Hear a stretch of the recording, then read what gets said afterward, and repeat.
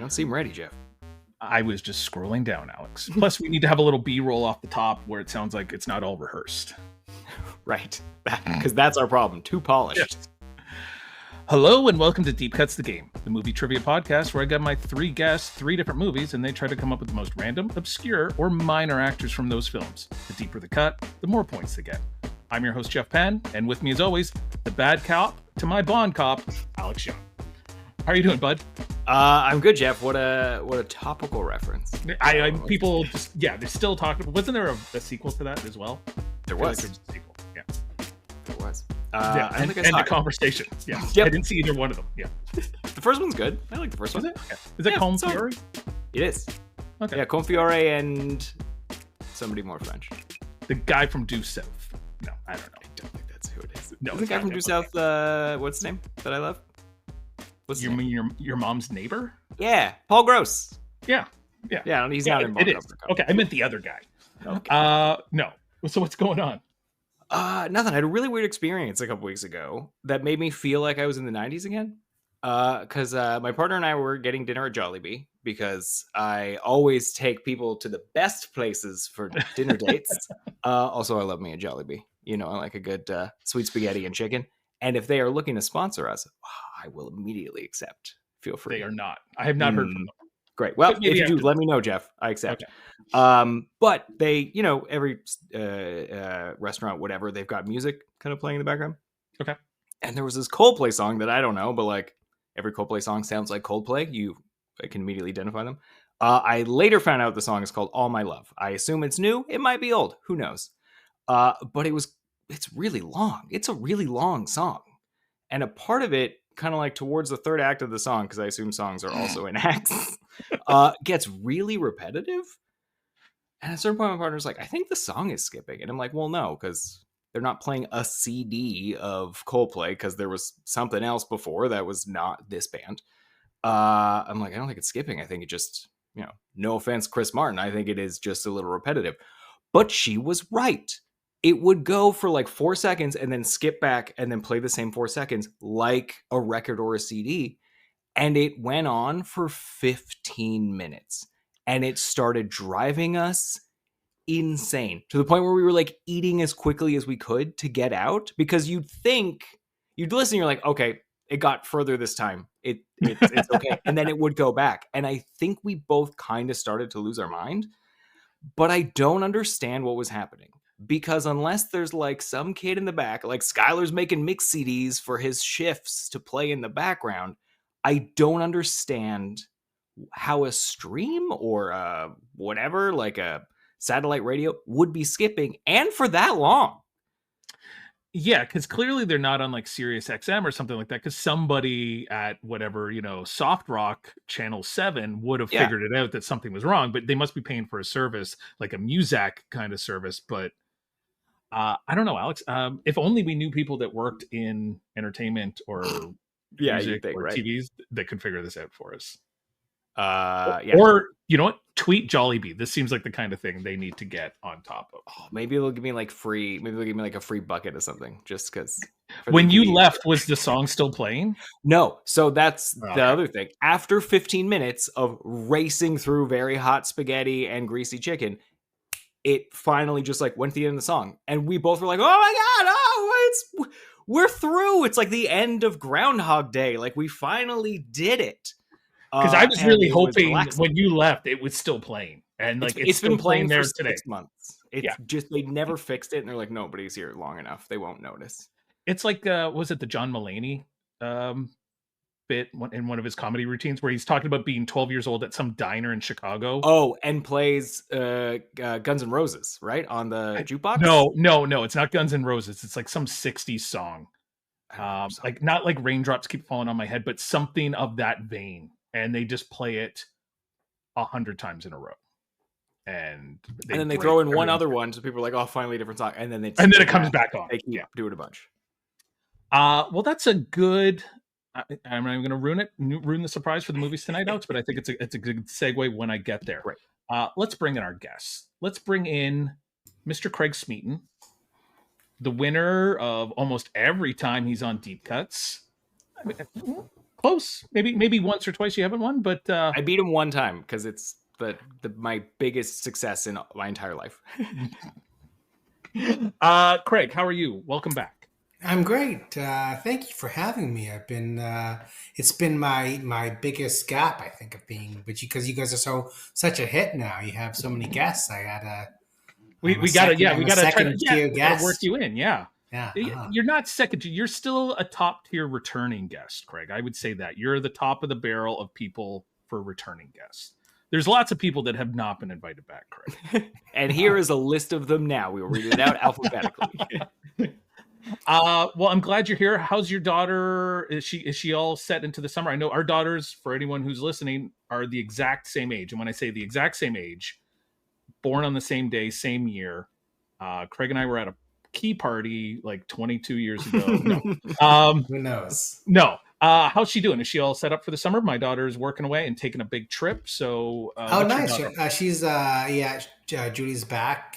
Moved back on the weekend, and she's great. She's starting her her job in late June at a camp, teaching drama at a camp, and kind of chilling until then.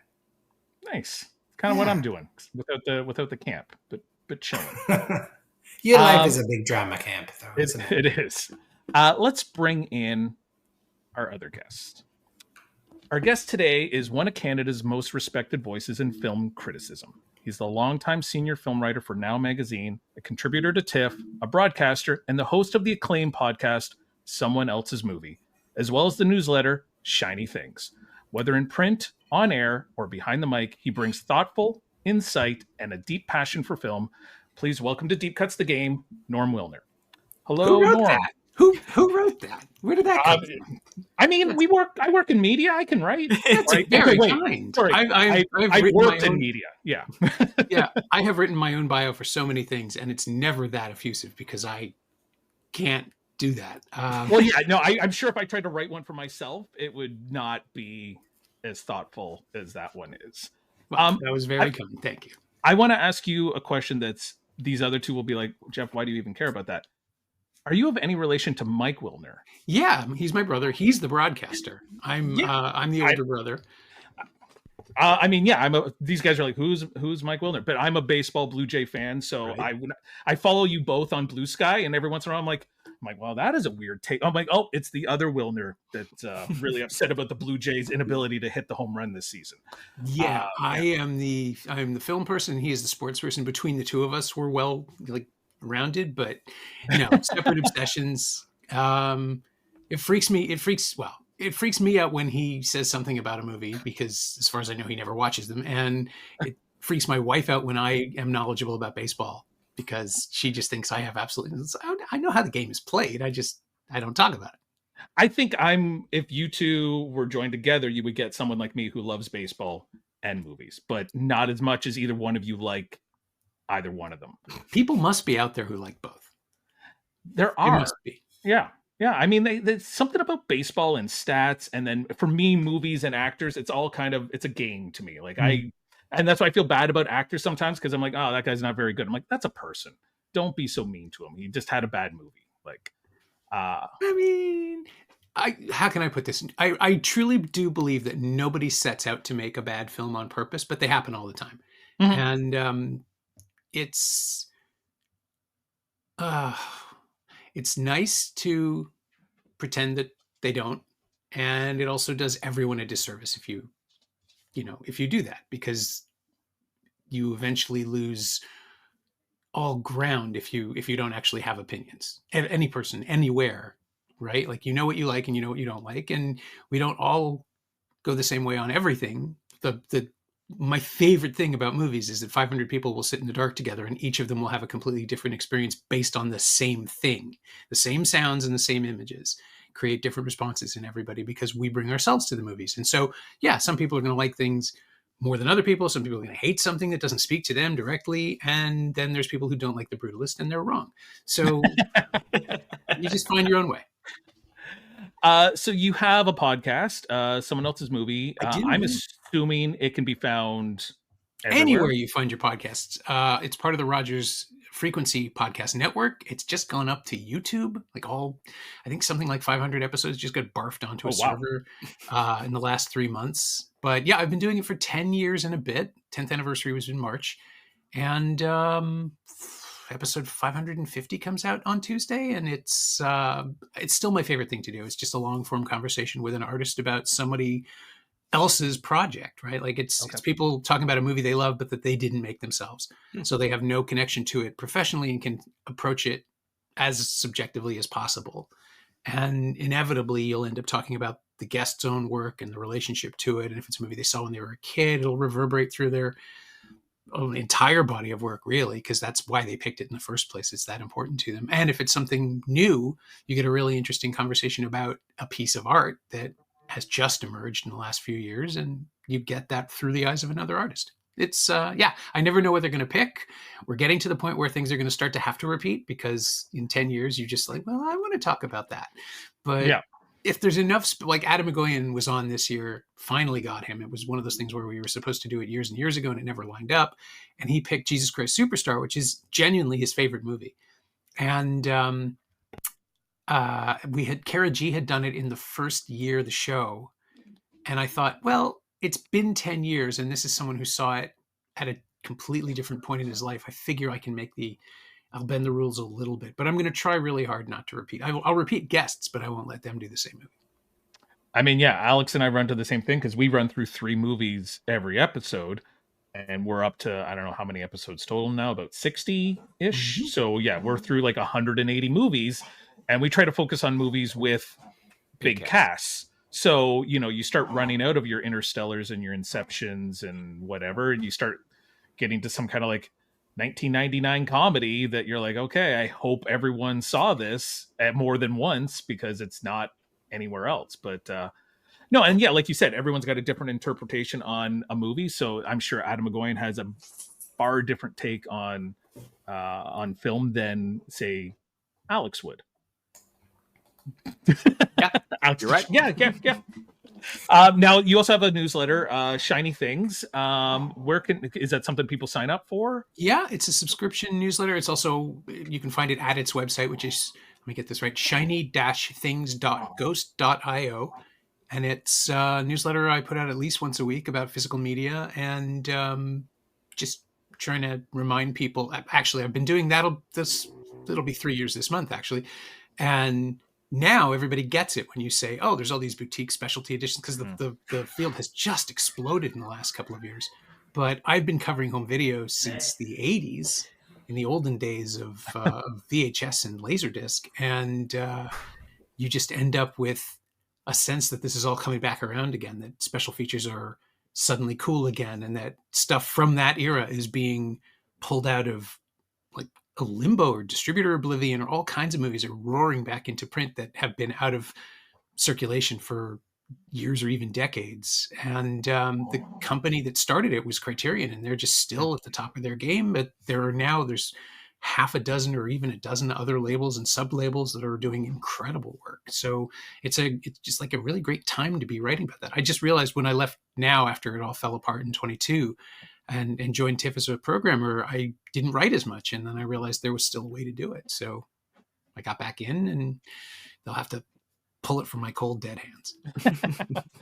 It is funny. I think we've had like 5 or 6 different guests on that do commentary for DVDs and Blu-rays now. Ooh, like and I was just like, really? And they're like, oh yeah, I do it for like different like Arrow, and I can't remember what our friend Paul Korup does it for.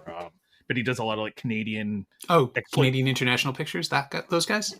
I'm not sure. He does a lot of like exploitation, like exploitation films, like very low level. Like, what was the one? It was the Radioactive Reporter, blah blah blah. Revenge of the Radioactive Reporter. Yeah, that's the one. Yeah, and I was like, all right, I'm glad somebody's doing a commentary for that, and I'm glad it's you.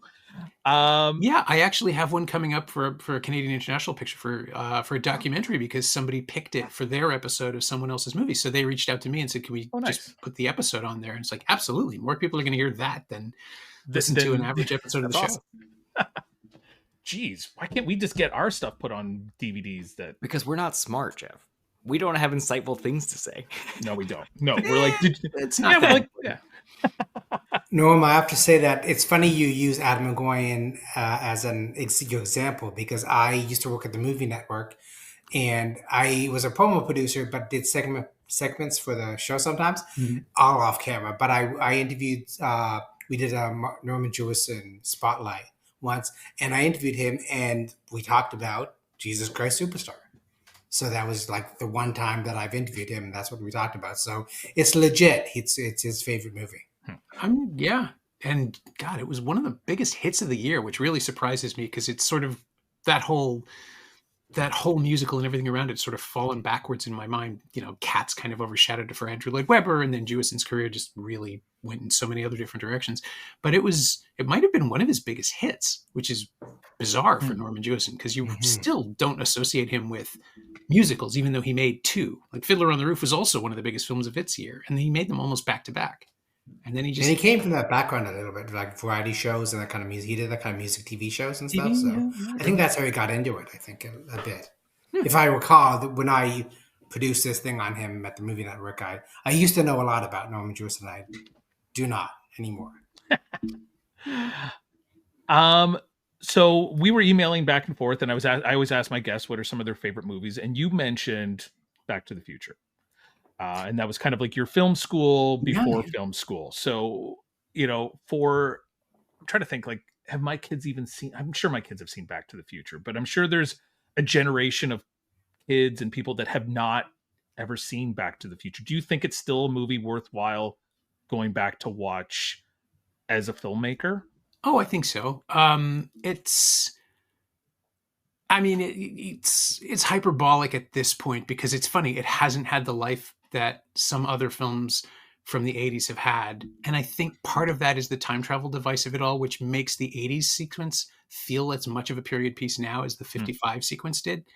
So it's fallen back a little, but it is like perfect commercial filmmaking. It's a great example of what American pop cinema was in the 80s.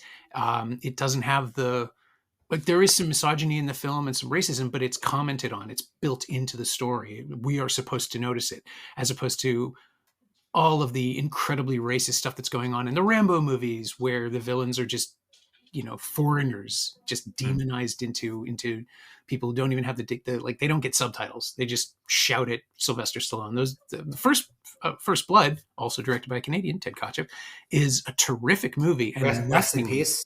Yeah, that's right. We just lost him. But it is nothing like the Rambo movies that followed, where like he's this hideously jacked white savior whose only means of communication is the murder of people who aren't American. It's an extremely questionable aesthetic for a story. But the reason I bring it up is that Rambo was the second biggest box office draw of 1985, and Back to the Future was the number one film. And it is a film that is about kind of the lie of American cinema. The people who talk about how things were so much better in the olden days are excluding all the stuff that, like, they're deliberately forgetting all the things that they did that were not great, or the things that they experienced that weren't great. The pervasive whiteness of Hill Valley, California. There's one black person in the entire movie, and he is, well, until the band shows up at the end. Goldie Wilson, who's just a dishwasher at the diner, who is eventually going to be mayor, but in 1955, that's a joke to people that might even be possible. Biff Tannen, almost a rapist in The Younger Virgin, and that's all there to be seen. Constantly refuting the idea that things were better when, you know, in the post-war period in California, when everything was booming. And it's the first movie that basically says, "Okay, boomer," in a really great way. And that makes Marty Gen X, which is kind of weird. But it's also just, it's a perfect confection. I had this experience of seeing it that only a handful of people, I'm pretty sure, ever did, which is that I saw it. My high school class was invited to a test screening in early June of I think probably my entire high school, because the theater was packed. In early June of 1985, a month before the film came out, Universal had a test screening of an unfinished version of the film. It was mostly finished. The score was there, and it was a couple of minutes longer. There was one line of dialogue about the camcorder that got cut on the way out, which is a shame because it was really funny. It's just Doc saying, "I can't believe this thing was made in Japan," which is a comment on how Japan had no manufacturing industry in 1955 because the war had still, like all the restrictions were still going, and it wasn't until the 70s that they started their, well, I guess the late 60s was Sony, but it wasn't until later that they would become a technological force. And the 3 CG effects, the digital opticals, they weren't really CG, but they were process shots with a little bit of digital work, like the flame trails and Marty disappearing. Those were black and white. They hadn't been color timing. Oh, okay. Otherwise, it was exactly the same film. And at the end of it, they said, on the way out, I asked the person, I thought we get test cards at these because I was a 16-year-old movie nerd. And they said, "Oh, you were screaming so loud. We didn't need them." The whole lot of cheering and laughing. And it played so beautifully. And so when it opened a month later, I went back to see it. And then I kept going back. I went back every Tuesday because it was $2 Tuesdays at Cineplex in 1985, or maybe it turned to $2.50 that year. But I just kept going back and taking someone else because I could not stop watching. I wanted to take it apart and see how it worked. Like the second half of the film almost is the climax. It's the whole third act is almost half of the movie, that the night of the storm when Marty goes back and all those plot points have to be resolved.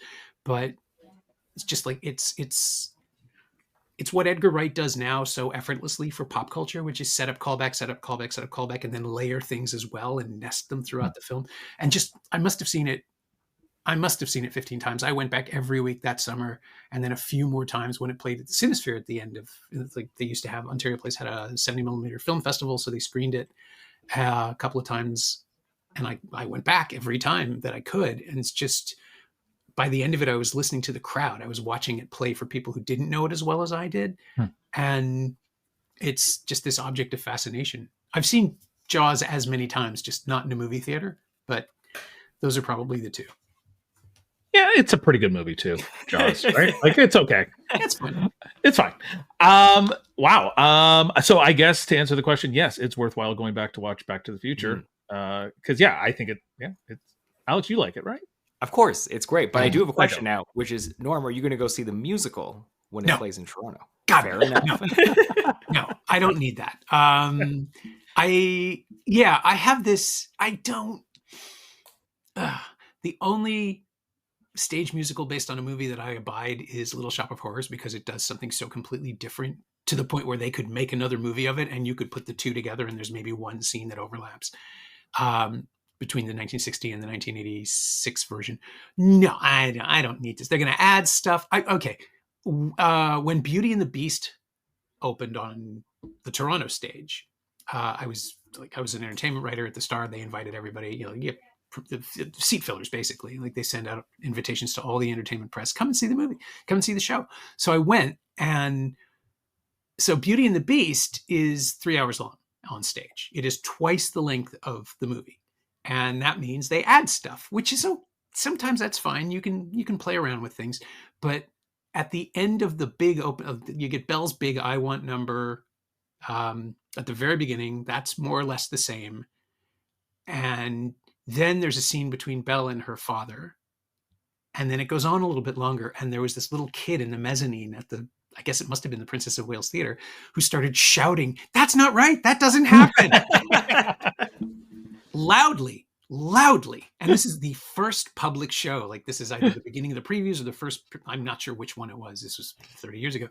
But it was just like, oh yeah, that is how I feel about these. I just don't yell about it. It's not canon. No, it's just like, if you're doing an adaptation, maybe technically it's interesting to see how you can do, say, The Lord of the Rings on a stage instead of in New Zealand with all this incredible natural beauty. Sure, but that's not what I want. I don't need to see someone pretend to be the movie. I have the movie. I'll watch the movie. You don't need a very cursed Spider-Man on Broadway? I kind of wish I'd seen that. Me too. Honestly, it is one of my biggest regrets not seeing that. I've heard so many stories about from people who've seen it, and then secondhand stories about the productions. Like, that does sound fascinating. And oddly enough, I would watch a movie about the show. Me too. Give me That'd be a great documentary. Yeah. But not at the top of my list, and certainly not for Broadway prices. Fair enough. Well, speaking of movies, we do a little thing here called Deep Cuts the Game. And but before we do it, we got to decide who's going first, second, or third. So the way I start this off is, Norm, I've thought of a movie, and I give you no hints, and the three of you try to guess what movie I'm thinking of. And the person who is the closest gets to decide if they'd like to go first, second, or third. So you've thought of a movie. I have a movie in my head. I've written it down, so I can't change it. So we'll let all Alex, movies of any all movie movies that exists. Yeah. Now there Alex, is a how long does this take usually? nobody ever. No, I'll just like it's just whoever I just what do I do here, Alex? If someone's whoever close, you I feel give it is to the them. closest, which is Closest, pretty yeah. arbitrary. Yes. So Alex, what movie am I thinking of? We'll show Norm how it's done. I know what you did last summer. Okay. Did I Craig, get it? Am I exactly right? You are not. Craig, what movie am I thinking of? I'm going to think you were thinking about the Norm factor. So you chose Norm Macdonald's Dirty Work, which I could see you owning, which you tend to choose the ones that you own. I don't think I own Dirty Work, or what was the other one? And Norm had the second movie. He had two movies, Dirty Work and shit. Nobody? Oh, Nobody? Screwed. Was it Screwed? Yes. A Yeah, it terrible was Screwed. title. Yes. Good. It's neither one of those. Okay. So Norm, now you've seen how to not do it. Sorry, I'm actually just looking back on my shelf to see if that disc of Dirty Work is up here or downstairs. I actually look at that. See, he's got it. You were making fun of me. I have the DivX release, which was that fake Best Buy protected DVD format that you had to buy a special player for and hook it up to the internet to authorize it. Nobody remembers this. It was like, it's pay TV, but for discs. It was the stupidest idea in the world. And then when it crashed, I happened to be in the States the week that they sold off everything. So I bought a disc for $1.99 and it's never been playable. DIVX, look it up. It's the name of a video codec, but at the time it was an entire gargantuan rental scheme that almost bankrupted Best Buy. It cost them hundreds of millions of dollars. That is wild. Stupidest idea ever. All right, let's say The Great Escape. It's got a big cast. Okay, so the movie, which ties into my theme for the three movies I have tonight, and I also took someone, I looked at celebrities that had passed away recently. Lark Lincoln? Lark Parr Lincoln? Lar Park Lincoln, yes, that's her. She died? Yeah, like last week, yeah. Oh, From no, Nightmare on I think it was Nightmare on Elm Street, and then she was also in House 2. So tonight's theme is sequels. Or movies that have a sequel or should be sequels. So, Alex, I'm going to say you're actually the closest because it is a horror movie that is also has a bunch of sequels, if I'm not mistaken. There's one current sequel, and I think it's getting a proper one. Yeah. A third. So, would you like to go first, second, or third, Alex? We'll go third. Third for Alex. Norm, you're the guest. Would you like to go first or second? Is there any advantage in going first or second? No. Second's nice. You can kind of take your time. First and third, you get like back-to-back picks as you go up and down. So yeah, okay, I'll take second. That sounds like a good plan. Second for Norm, and it also works because George went. Norm was in House 1, but he wasn't in House 2. They got Cliff instead. So, which was such a weird thing. So that puts our friend Craig Smeaton in the number 1 spot. So tonight's theme is themes. Norm, we talked about it. Back to the Future was one of your favorite films. We've already done Back to the Future on the show, so I couldn't use it. But we can do Back to the Future 2. Oh, Maybe not as well known as Back to the Future 1, but has a very, very deep cast. So then our other movie, which is getting a sequel from 1996, Happy Gilmore. And then a movie that is also a sequel. And I was just looking for some common people that are in both movies. Could only find one. But from 1993, The Addams Family Values. Oh my God. So this is the second one. And if everyone's wondering what that's about, the kids get sent off to camp and Fester gets married. That's all I'm going to tell you. Because sometimes people are like, which one is this? And that movie has a giant cast. It is incredibly deep. I was on the junket for that. Well, you're going to crush this one then. So while you're thinking of some names, you feel free to write them down. You can write down the movies, write down any people you might remember from those films. Let's hear a word from our sponsors. Movie buffs and collectors, this one's for you. MoviePosters.com offers an incredible selection of posters for every taste. From obscure indies to your blockbuster favorites. Want a poster for The Longest Yard? The good one or the Adam Sandler one? They've got both. Charlie and the Chocolate Factory, Willy Wonka, or just Wonka? They have all options in a variety of sizes. Go to movieposters.com and use the promo code DEEPCUTS15 to get 15% off your next order. Man, I have so many DVDs and Blu-rays that are like in their wrapper that I'm sure like I'll pop them in one day and I'll be like, these don't work at all. Like I bought that one, like the history of film on war, that was like 10 big war films, and it came in this big like case that would like have like army documents in it. It's like Tora and like The Great Escape and all this stuff, and like I've never cracked it open, and because I read all the reviews on like Amazon, they're like, none of my discs work, and I'm like, oh, I don't like the sound of that. Have you been hearing about the disc rot that's been going around? Thing. Yeah. Yeah, it's like Warner discs that were produced between 2006 and 2008. That sounds right. At like a specific factory in Pennsylvania. So if your disc says made in Mexico, you're good to go, which I think a lot of the Canadian ones are. Okay, but probably, yeah. They released a big list of what's been affected. And Jeff, I know what would impact us is season 1 Veronica Mars is one of them. Oh, really? Yeah. I went through the list and there were a couple things where I'm like, I need to double check my discs, but there wasn't a ton. But it's Warner Brothers stuff, 06, 08, manufactured in Pennsylvania. Yeah, they are replacing them. So where available. Yeah, but so you might want to just reach out very quickly and before you even they're all them, gone, just to make sure you get yours. Totally. Yeah. All right, we are back with Deep Cuts the Game. We're talking Back to the Future 2, Happy Gilmore and Addams Family Values in an episode that is going to be themed sequels? Question mark. Craig Smeaton, you're on the clock. What's your first deep cut? And we'll just remind Norm, you can go to any one of these movies at any time, so you can jump back and forth. What do you got, Craig? So it's Back to the Future 2, right? Back to the Future 2. I did one of those things where I thought immediately, I got a good one, but I just so glad that this person was in 3, so that's out of my head now. Okay.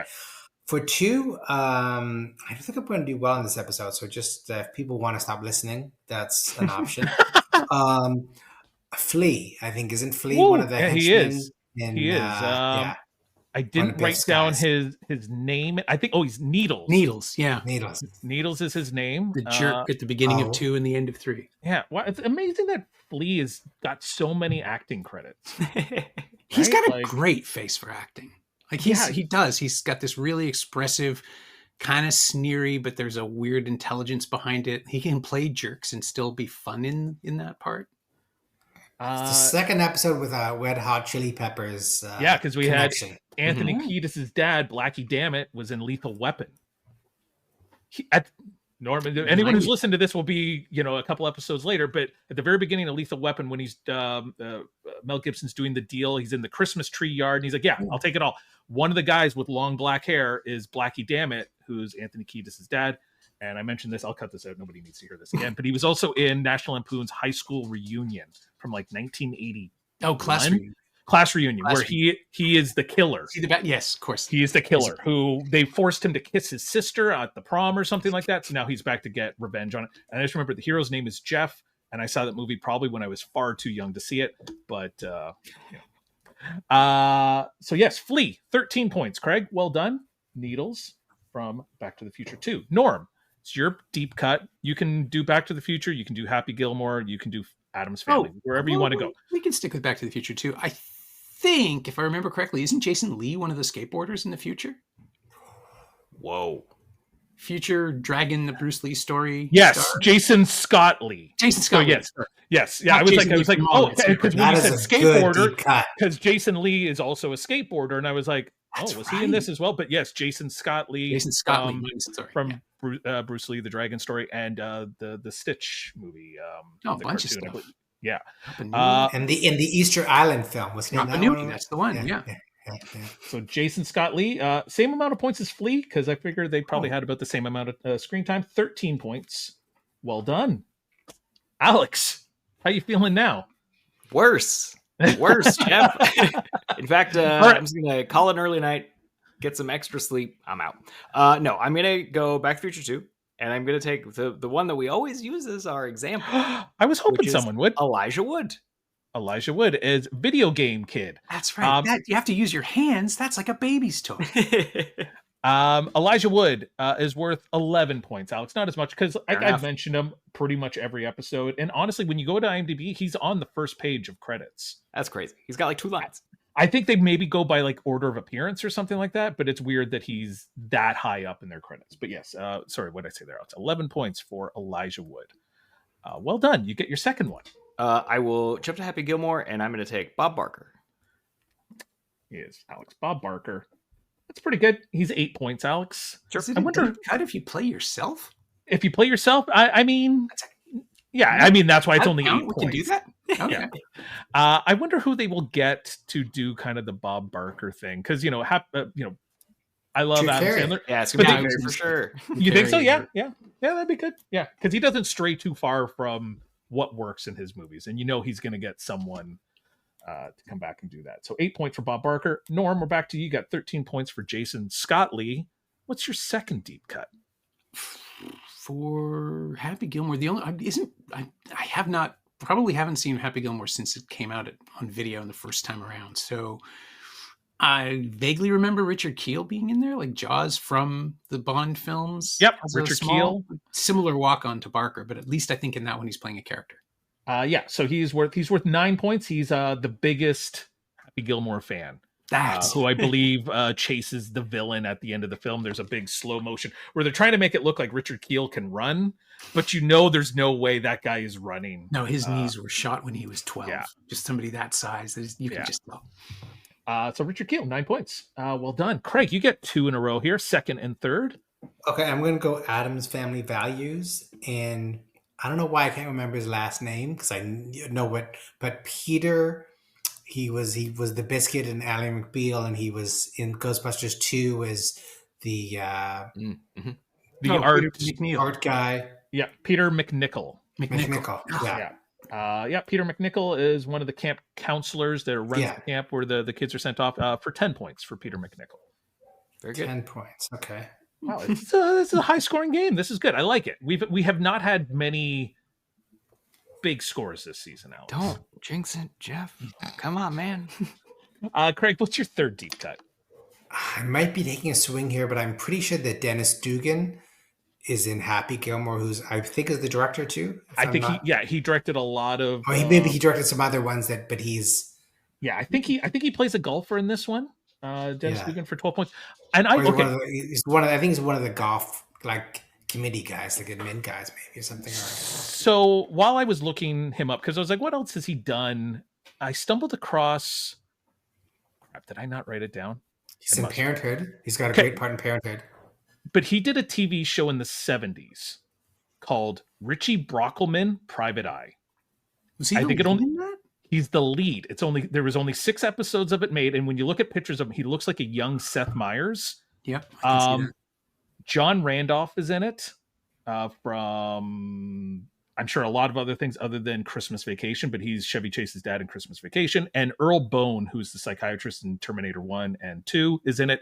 5 episodes, and the tagline for it is a private detective in his early 20s uses his youthful looks to his advantage in his work. But it was created by Stephen Bochco and Steve Cannell. So it was like a predecessor to like it might have been a spin-off of what was the James Garner? Rockford Files. Yeah, because there's photos of him with James Garner, and I was like, I think they were just trying to like.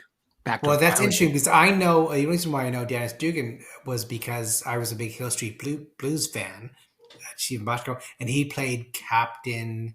He was a guy who thought he was a superhero. Okay.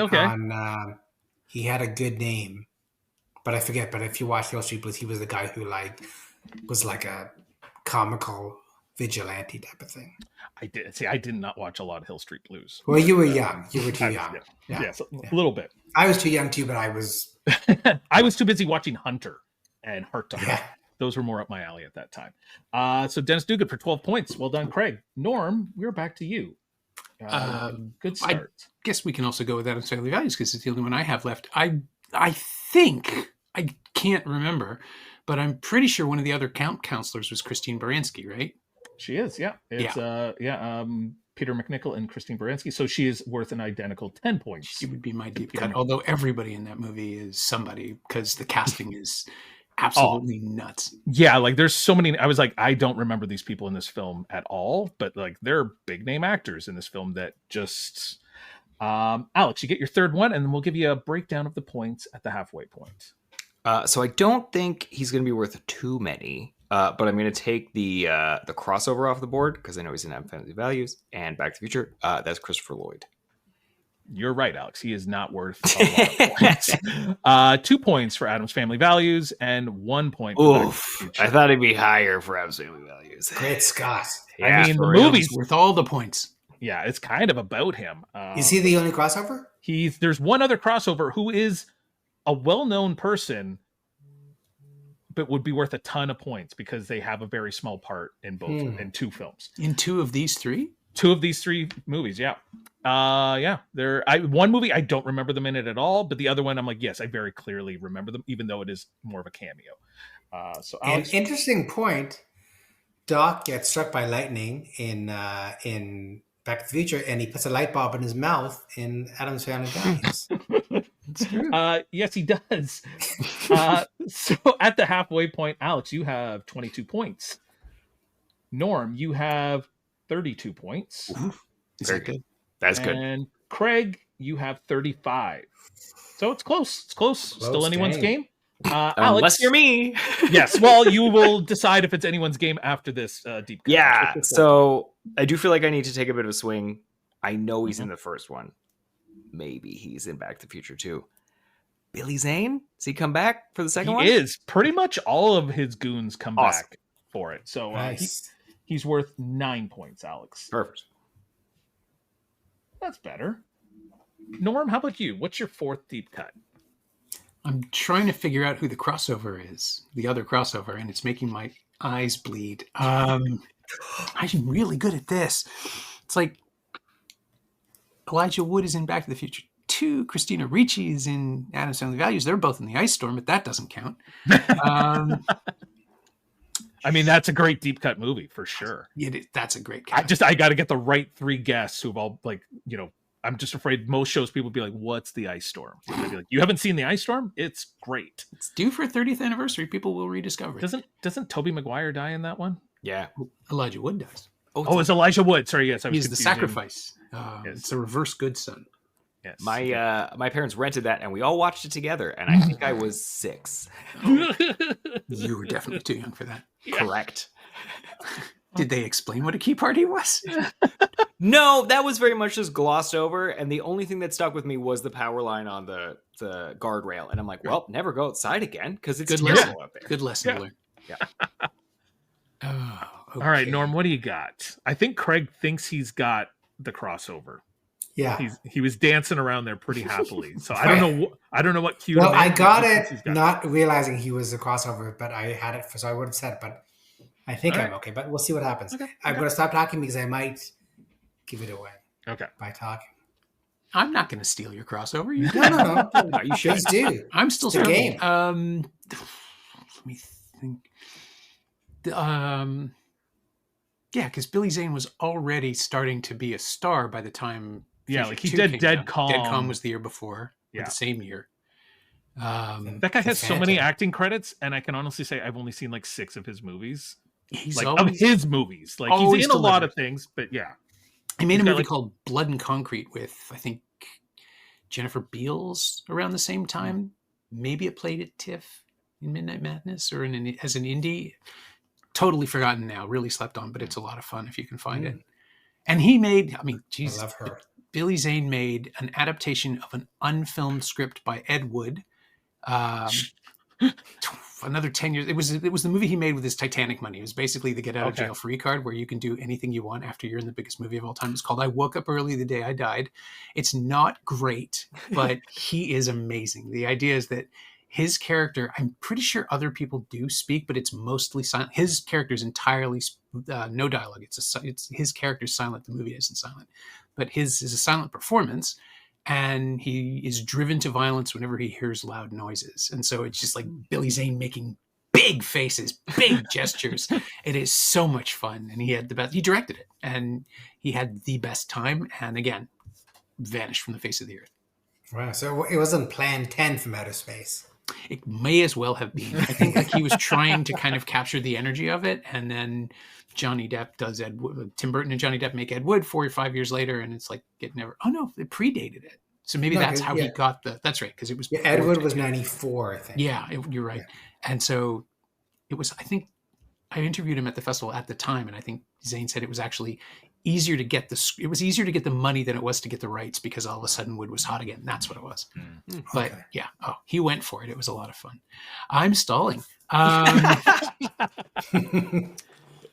me think. There must be other walk-ons in Addams Family Values. That movie is full of weird people choices, like great choices, because the first film was a huge hit. They had a carte blanche to make whatever they wanted the second time around. It was a Thanksgiving release because Addams Family equals fall, but it's set in the summer because they have to go to summer camp. And yet when they go to summer camp, they have the Thanksgiving dance because it's a Thanksgiving movie. And it's just, and that's with the chaos. Yeah. Nope. Still stalling. Baranski was my deep cut. I didn't know we were going to have to do more than one. No, my brain is locked up. I think there's another camper kid who's. There's a camper. They're worth a decent amount of points. And if you want to go back to the future, you can do that. And there's still some relatively good names hanging around in Happy Gilmore. I mean, it's funny. Christopher McDonald would be a deep cut in any other movie, right? But he's the villain in this movie, so he's not as plentiful. No, but this movie makes him that guy for every other movie, because kids watch this film and then would see him show up in everything and always say, "Oh, it's Shooter McGavin," over and over again, to the point where it's like he must have gotten tired of that. Like, he's a serious dramatic actor. He was briefly a serious dramatic actor, and then he made this comedy that uses him as a perfect foil, and he just steamrolls the rest of his career. He never lacks for work, and he was like. Universal cast him in the Midnight Run TV movies. He did a string of them where he was playing. Yeah, there was like 4 Midnight Run TV movies. Yeah, I don't remember these at all. Straight to video hit. They were like Universal was trying to feeding a cable channel that they built. Yeah, once I picked Happy Gilmore as the movie, I was like, who can I find from here that's been in other stuff? And I clicked on Chris McDonald, thinking someone will say him for Happy Gilmore and be surprised that they got him. And I kept finding these these Midnight Run TV movies in like the early 90s kind of thing. Yeah, I was like, yeah. My touchdown for him is Flubber. Isn't he the villain in Flubber as well? He is a villain. He's trying to marry what's her name? I can't remember. Can't remember the female lead. It's oh my god. Oh, it's Bonnie Hunt. Isn't it? Bonnie Hunt? I might be wrong. Maybe it's not. No, you know what? It might not be. I'm thinking isn't it Sally Field? No, that's Mrs. Doubtfire. That's Mrs. Doubtfire. All the Robin Williams 90s movies are mixing together. All right, Norm, what's your deep cut? Or were you going McDonald? You can if you want. It's yours. But it's clearly low points. It's more than Christopher Lloyd, I'll tell you that. He is in both of them. No, I'm so sidetracked. I'm derailed by this crossover idea, and so I'll own it. I'll take McDonald, and now Craig, who is it? I got to know. All right, so Chris McDonald for 4 points is he's not the crossover, but yes. So Chris is the overlap between Addams Family Values and Back to the Future? The crossover coming in 3, 2, 1. Joe Flaherty. It is Joe Flaherty, who is paid for by Christopher McDonald to be a heckler of Happy Gilmore. That's right. And he's a UPS delivery man. Western Union. And yes. Thank Sorry, you, IMDb. I should have given that one. I should have given that one to Norm because that. IMDb credits him incorrectly as UPS man. Oh no, Western Union. His first line is actually Western Union. Yeah, it is. It's Western Union. Yeah, because it's the only service that existed in 1885. 10 points for Happy Gilmore. 16 points for Back to the Future. So 26 points for Joe Flaherty. It's very on brand for Craig Smeaton. Craig Smeaton, what's your 5th deep cut? Now that you've ruined the game for everyone else. Wait, but I was going to say, Joe, but something Norm was saying just made me click that I forgot about. He's at the end. I'm going to go with. I don't know why I can't remember. Again, I'm bad with the names. David, one of the campers in Addams Family Values. He's last name begins with a B. He's in. I think he's in Oppenheimer. He's in Krumholtz. Krumholtz. Yeah. He's Bernard the Elf in the Santa Claus. Yeah. He's got one episode of Freaks and Geeks. He's great in Slums of Beverly Hills. Slums He's of got the Beverly great Hills, luck in his underwear. He does that. Guys and Dolls number. So he's worth 7 points, Craig. 7 points. Oh, no, okay. Should have gone Not with a ton. He's the love interest of okay. I thought the daughter. Deeper, but that's fine. See, it's that sort of It was stuff. a 33-point round, man. You're fine. No. But I would have maybe gone with another. Yeah, I mean, another henchman in Back to the Future. Yeah, those 2 extra points. Yeah. Norm, what is your 5th deep cut? We got 6 rounds here. You only need 2 more. You're doing very well for a first-time player. It's funny. I know Back to the Future back and forth. 2 and 3 I don't revisit that often. No, the people don't. But Yeah. I think 2 is pretty good. They're both very good. And Back to the Future 2 is a really fun commentary on the first film as well. Like it does for the past of its own movie, for its own predecessor, what Back to the Future does for 1955, which is just poke holes in things and stitch it together in a really interesting way. And it is all just Bob Zemeckis playing with the motion control camera he invented for Roger Rabbit, but figuring out you can do it with actual recreations of footage. There's not like I think there's 2 shots that are actually from the original Back to the Future. They reshot everything else so they could do the plates. But God, it's fun. Who else? Deep cut Back to the Future 2. I can't, like, ZZ Top shows up in the footage for the next movie, like the little teaser at the end for Future 3. Oh, so that's a good point. Does that count if it's in the body of the film before the credits, but also not of the film itself? I did not see them listed. Can I make a case for that? You can, Craig, please. Because that was my first thought. ZZ Top was the one. Oh, I'm going to get Big Prince of ZZ Top. But then I thought 3, but I forgot about, it's only in certain, whenever in the actual version in the theater, they show that coming soon, and they show that the guitar is spinning. Right, spinning the guitars. It's a little real. And that's the end. Long. Now, like, they would have had to been paid for that movie. Like, even if they would have had to been paid to appear in part 2. So you're gonna get the points for it because they are not listed as ZZ Top on IMDb. They are listed as Frank Beard, Billy Gibbons, and Dusty Hill, party band members. They're uncredited. So I'm gonna give you 12 points for ZZ Top. Very nice. Because they're not actually cheating. I mean, no, it's only because I don't know who ZZ Top are individually that I list. And often, IMDb will have Blink 182, and then they'll put the 4 members of the band in. And but for ZZ Top, they did not list them as ZZ Top. So 12 points. It's a solid cut. Alex, you got your 5th and your final deep cut. Boy, great. It was a long sigh. It's not so good. So from Happy Gilmore, I will take Carl Weathers. I don't think he's worth too much, but at least I know he's in it for sure. He is. He's worth 5 points, Alex. And then he's not in a lot, and maybe he's not so famous. No, he's in it so much. Back to the Future 2, give me Tom Wilson. Tom Wilson, yeah. Same as Carl Weathers. It was one of those things where I was like, you might not remember his name. His real name. You can't be like, oh, he's in Back to the Future 1. Like, no. The only other thing I know Tom Wilson's in is, once again, Freaks and Geeks as the gym teacher. Like, that's he's my in only April other... Fool's Day. Is he the 80s comedy? Yeah. Or sorry, the Ayers horror movie, right? The horror movie. Yeah. Oh, wow. But it's funny too.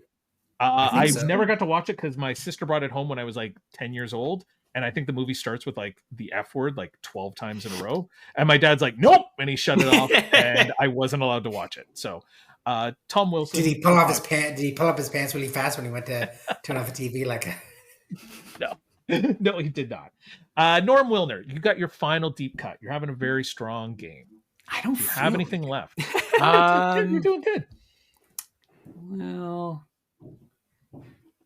yeah, once again, like all the people I'm thinking of now who've had long careers started in these movies, so it doesn't feel like it counts, right? Like it's Christina Ricci, who is beloved by all and had this amazing career. I met her on the junket. She was like 6 and she was talking like a 40-year-old, just preternaturally intelligent. Smoking and just like it was scary to watch people like Carol Kane and Joan Cusack sitting on either side of her and just not doing that thing adults do with child actors where they instinctively sort of protect them and make sure that they're safe in a press situation. Because they're like, these roundtables were like 10 journalists and a couple of guests, and they paired a lot of them. And then it was just like, oh no, she's holding her. Not only is she holding her own, she's actually funnier and sharper than most of the journalists in the room. So I just sort of enjoyed watching that. But what the hell, Carol Kane? She's an absolute legend. She's in both the Addams Family movies. She should have been playing Granny forever. She's a goddamn delight. It is funny. She was playing Granny when she was probably the same age as like the two leads of that film. She's maybe 45 tops. Yeah. Because now she's old enough to be Granny, but back then, but she looks better. It's one of those fascinating things where they got the makeup not quite right because they were going for this cartoonish look. Like you think about Max von Sydow in The Exorcist, and he's 42, I think, and playing Dick Miller does this elaborate makeup on him, and it pretty much looks like he would look. It's like this great extrapolation of how he would age. Carol Kane is a hag in the Addams Family Values movie because that's what she's supposed like. They're all exaggerated. They're based on these pencil sketches that Charles Addams did. Of course, she looks monstrous almost, and she cackles, and she has the big nose. And she said that she had this. She had a dog, and the dog was with her all the time on set. It was a whole deal. She wanted to make sure she could have this new, I think it was a Chihuahua, like a little dog, and she wanted to bring it with her. And so it started eating her makeup. It would chew her face off if she let it kiss her. And so they had to learn to sort of keep the dog at an arm's length. By the end of it, this is the story she told on the junket. By the end of it, Kane couldn't hold the dog if she was in makeup because she would inevitably hug the dog and the dog would go for the latex.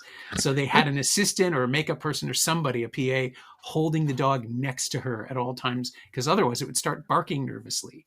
So this was the compromise they had. They basically had she called it the PA for puppy assistant. That was the world they lived in.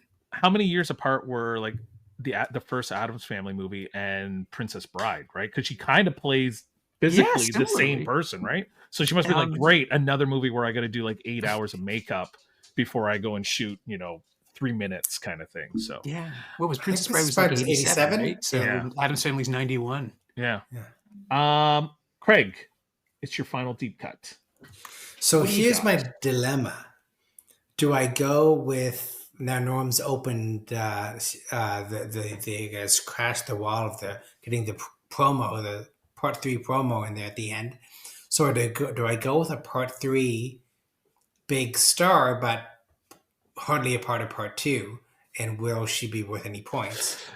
And I know what you're about to say. Yeah. Like I said, I didn't rewatch the movie. I'm going to say the person you're about to say is not listed on IMDb.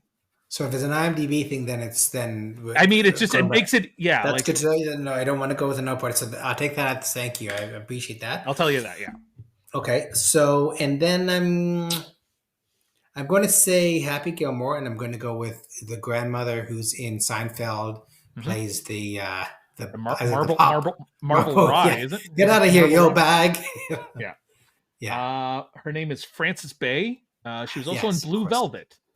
So Frances Bay for 9 points. And that would have been my other choice was going to get me the same, I think. So yeah. What was your other choice, Craig? Casey Simasco. Casey Simasco. Yeah, he was right in the same range there with Billy Zane, and he reprises his role. The Simasco family just keeps getting put into the show, even though Alex has no idea who Casey Simasco is, has no idea about the movie 3 O'Clock High. I'm not going to talk about it again because I talk about it like every episode.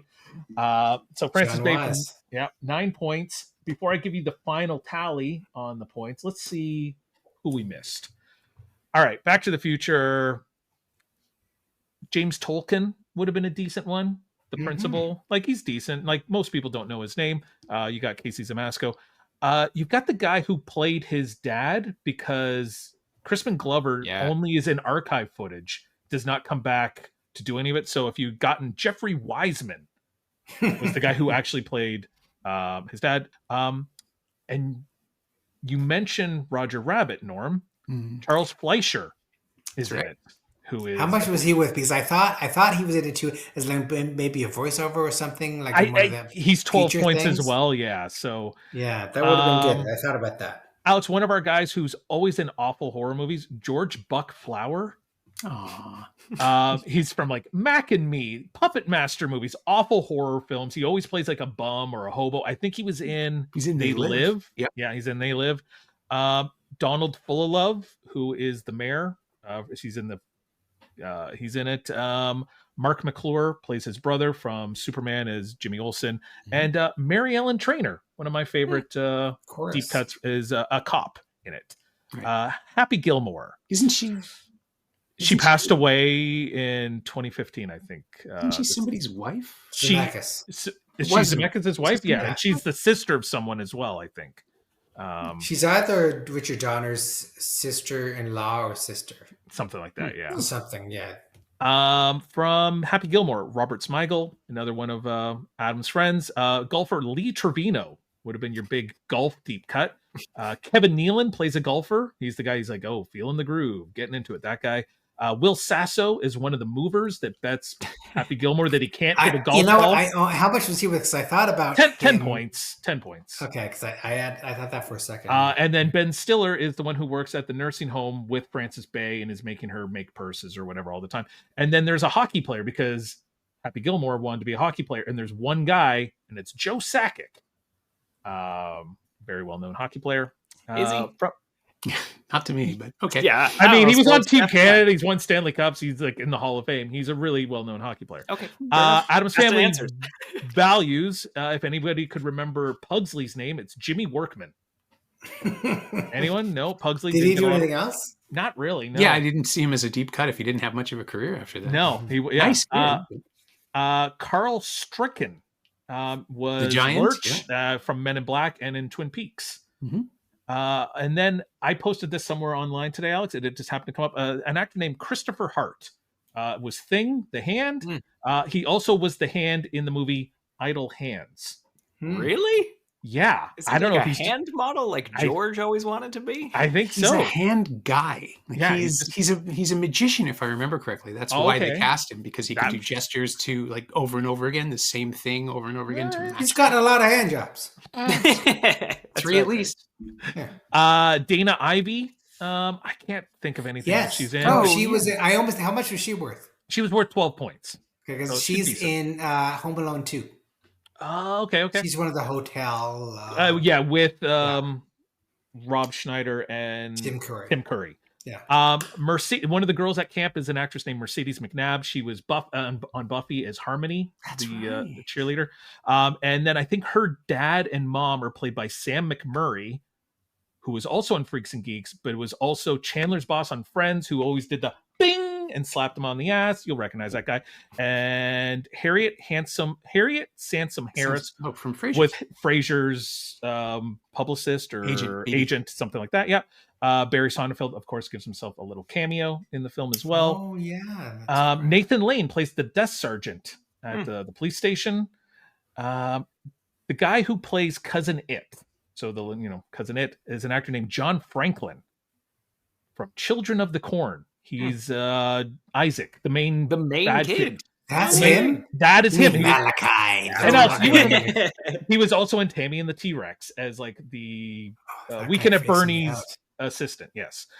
Cynthia Nixon. Get him on the show. Can we get him on the show? I would love to. What's his name again? John Franklin. Okay, I'll mention it at the end. Okay. Cynthia Nixon from...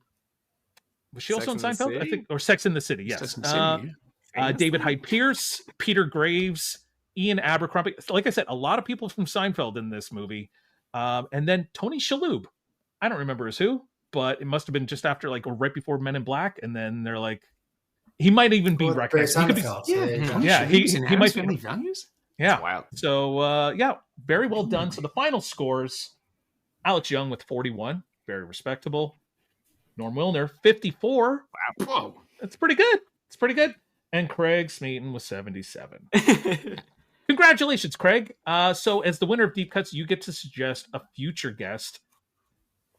Is it going to be John Franklin? I don't think it should be. But should we give it to Norm, or do we want no. Let's give it to Norm.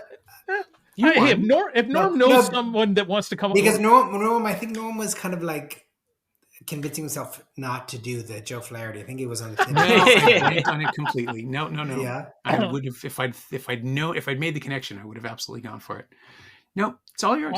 All right, Craig. Okay. Who do you want to say? Do you want what's your deep cut? God, I don't even future have guest? anyone. What I'd say Joe Flaherty, but he's no longer with us. Why don't we do David Krumholtz? I would love to. I love David Krumholtz. He's great. Yeah, because and we'll cut out the part that I forgot his name. But yes, I follow him on Instagram. He's a funny guy. Yeah. And interesting. yeah. And he's just. I think he just finished rapping. Seems like he'd be a Supergirl. good hang.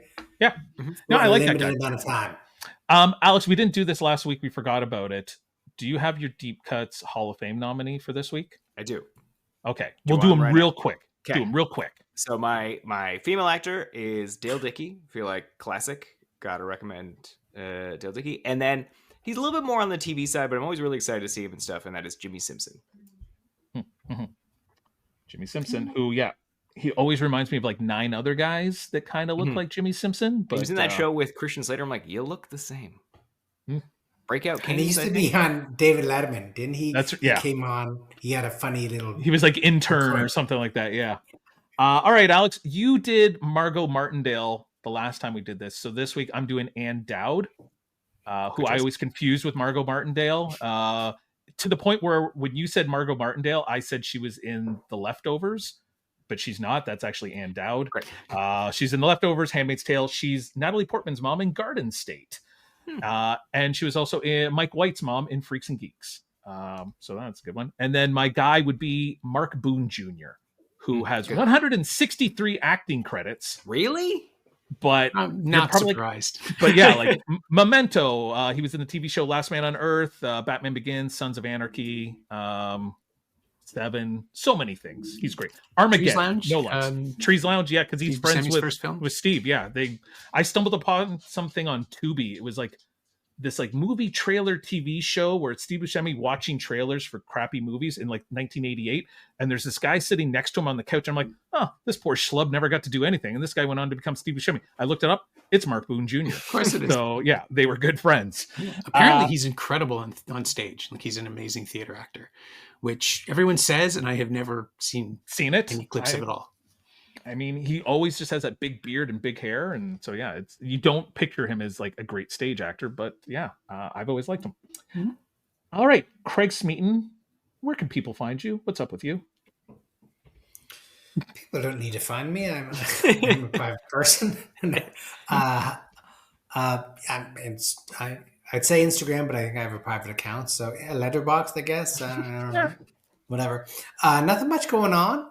I bought a Blu-ray. I'm going to take on the weekend to take some steam away from Alex's usual shtick about physical media, but that was exciting. I bought Terms of Endearment at Vinegar Syndrome, which is probably the oddest purchase at that place, but that was fun. I was excited to get that used. Yeah, things are good. Nothing that exciting. I should have something going on, but that's okay. Really, yeah. Don't worry about it. Norm, so we talked about you've got a podcast. Yeah. Someone Else's Movie, which can be found podcast provider of your choice or at someoneelsesmovie.com. There's literally 10 years of it. So pick a movie you like. It's probably there, or an actor you like or director. And I don't know, 60-40 chance they'll be there too. I'm trying to think of an episode that people will want to jump in on, and I'm going to wuss out and go for the Jaws episode that I did with Paul Sun Young Lee from Kim's Convenience. Cool. It's his favorite movie. It's my favorite movie. We had never met before, but by the end of the hour, you can actually hear us becoming friends, and it's adorable. But it's also just a really good conversation about a movie that burns itself into your consciousness if you see it at the right age, and then shapes the way you see all subsequent movies. I have a lot of stories like that from a lot of guests, but the Jaws episode is kind of my favorite one. Cool. And there's also Shiny Things at shiny-things.ghost.io, which is the newsletter about physical media that you don't have to subscribe to, but you probably should. Alex Young, what are you going to try to promote that Craig hasn't already stolen from you tonight? I mean, Craig did a great job. So did Norm. Everybody knows that I love physical media, but I'm also going to promote the exact opposite. today, which is a stone cold 90s classic. Strange Days is one of those movies that if you don't own it, you can't watch it. You can't rent it. You can't stream it, whatever. But as of today, it is on the Criterion channel for, I assume, a month or two. So everybody should check it out because that movie is great. And it's been off the internet for a while now. I'm amazed they got it, frankly. Me too. I know there's a Blu-ray in Europe. There's a UK edition where they cut a little bit because of violence. And then there's the uncut version in Germany. And I'm surprised that it hasn't come back around again. But a lot of Bigelow's stuff is just out of circulation. Like The Weight of Water, the movie she made immediately after that. You can't find that one anywhere.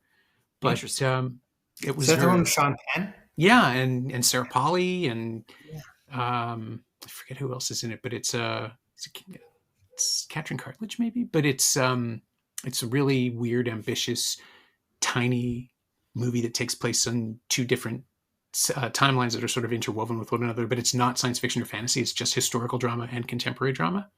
Catherine McCormick, I think, is the other actor. But yeah, really good. Can't find it anywhere. I was kind of hoping when I saw that Criterion announced this 3 by Bigelow, it's like, oh, they got the weight up. No. But Strange Days is like, I'm really curious to see what it looks like. I want to know if it's a restoration, if that means there's something coming. Have you had the chance to look at it yet? I have not watched it yet. I did see it the first time it was somewhere online, like in 2018, 2019, and loved it. And I haven't seen it since. But I'm surprised there hasn't been like a Scream Factory or an Arrow release or anything like that. It's surprising. I just assumed that remastering. Yeah, I assume James Cameron being the producer, he was just taking forever to sign off on the transfer the same way he did with The Abyss and True Lies. Because those were off forever. I still remember seeing the teaser trailer for Strange Days at the Highland Theatre where I saw Back to the Future 1, 2, and 3 actually. But it was like, do you remember that? It's just fine talking to the camera. Talking to the camera and it was ahead of its time and really cool. I can remember walking from Union Station to the Dome, and that pathway that goes up the big staircase, all the banners were for Strange Days. And I never went and saw it. It's a great New Year's movie, Jeff. You need to watch that on New Year's Eve. That's the one. Okay. Alex, are you sending me an outro for this week's show? I am sending you an outro, Jeff. Right. And so you're going to do it as if we are a band.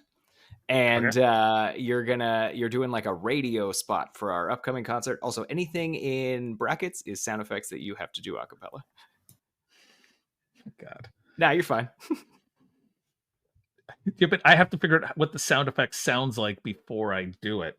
Nah, just wing it. You got it. Can I add these after? Sure. Okay. So just for you guys here, it's going to be a sound of driving rock beat with a crowd cheering underneath. Something like that. Yeah, you got it. And now, so I'm the guy in the band. That's what we're doing here.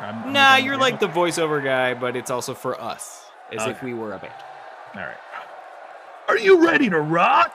Awesome guitar riff. Get ready to lose your minds because the legendary Deep Cuts is hitting the stage at the Downsview Podcast Arena. You know their hits. You've screamed along to every anthem. Now experience the raw energy, the unforgettable sound, live! With special guest Craig Smeaton and the incredible Norm Wilner. Get your tickets now on Spotify, Apple, or anywhere you get your podcasts. Thanks very much, everyone. Have a great night. Rock on.